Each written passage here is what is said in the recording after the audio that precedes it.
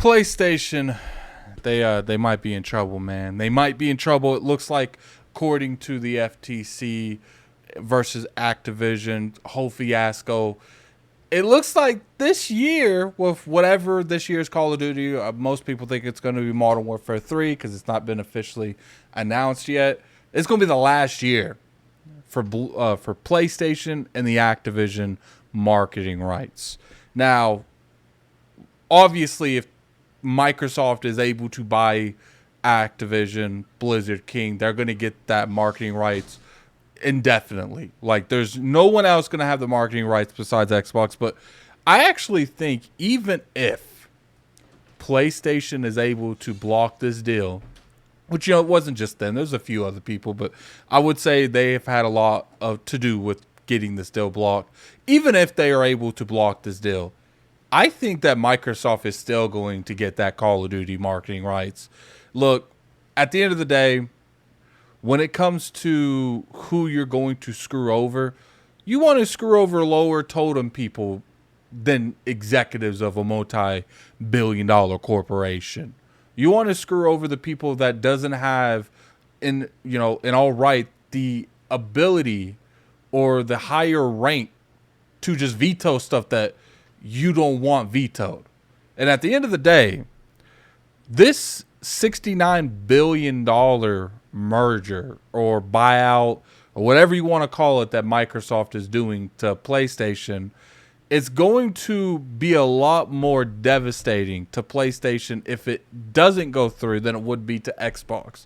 Because when you go and do these marketing rights and you go do these deals for the marketing rights, there's no way that the executives of PlayStation is just going to overlook that. Now, obviously, the game's still going to come out for PlayStation because you still want that money. You're not going to just lower that money. You're going to want to get that money. But what's going to happen with the executives that are making those decisions go to re-up on those decisions?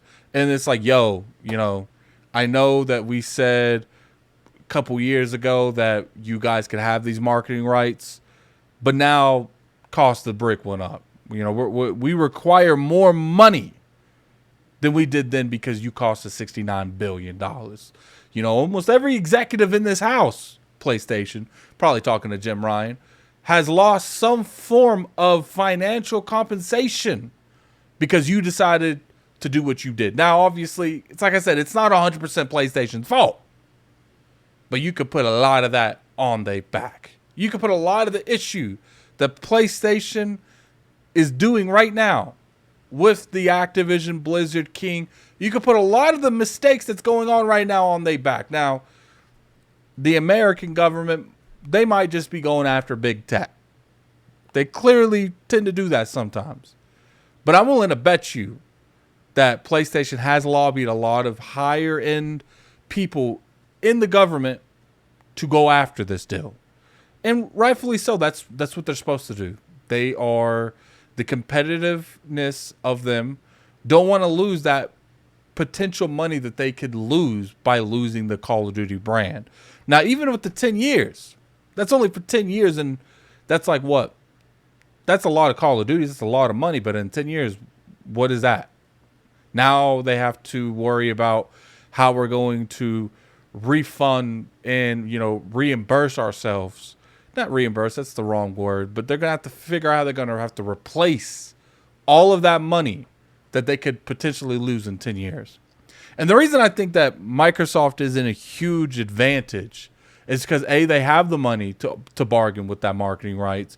And I think even if PlayStation were to be able to get the marketing rights, if they stopped the deal, it would cost a lot more money than it would have initially cost. And I think Microsoft would be more willing to outbid them in that case scenario.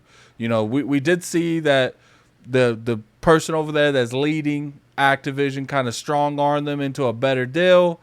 You probably see that still happening. I don't know. But I will see that same deal probably going to happen to PlayStation. And they're going to have their hand out. They're going to be like, Activision is going to have their hand out like this to PlayStation, and they say, PlayStation, you're going to have to pay me. You have to pay me something. I mean, something in my hand. You cost me all that money. Because unless you pay me an absurd amount of money for these marketing rights that's going to make me reach for that pen to sign this contract, I'm going to have to go with the people that was trying to give me that money and you stopped them.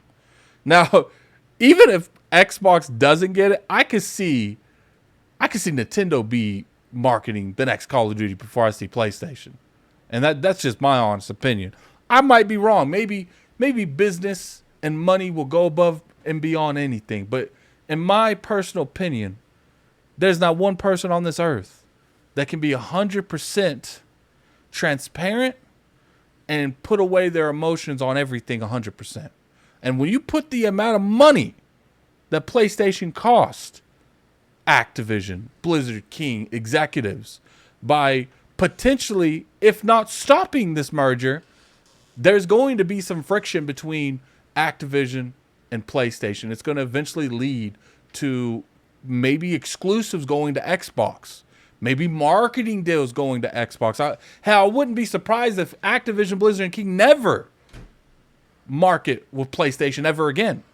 And clearly what would end up happening is the next few years you would have the executives on the top leaving Activision, and then if they get replaced outside the company, then there'll be some conversations there to fix that relationship. Clearly there's been a relationship damaged that has been with Xbox and Square Enix, and that's what you're seeing here. When you start having these people replaced, that's when you can have these conversations to replace that initial relationship that happened all those years ago. I think that's generally what's going to happen here. Regardless what happens, I think there's a very small chance that PlayStation shows up with those marketing rights if this deal doesn't go through. And if it goes through, obviously they're not going to get the marketing rights.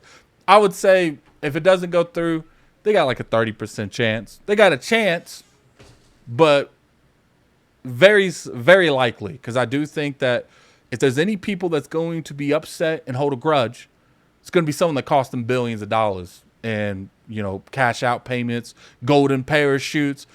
How many people are going to get a huge bag leaving that company that PlayStation just said, nah, you good, you staying there? I don't think that's going to happen. That's my opinion on the matter.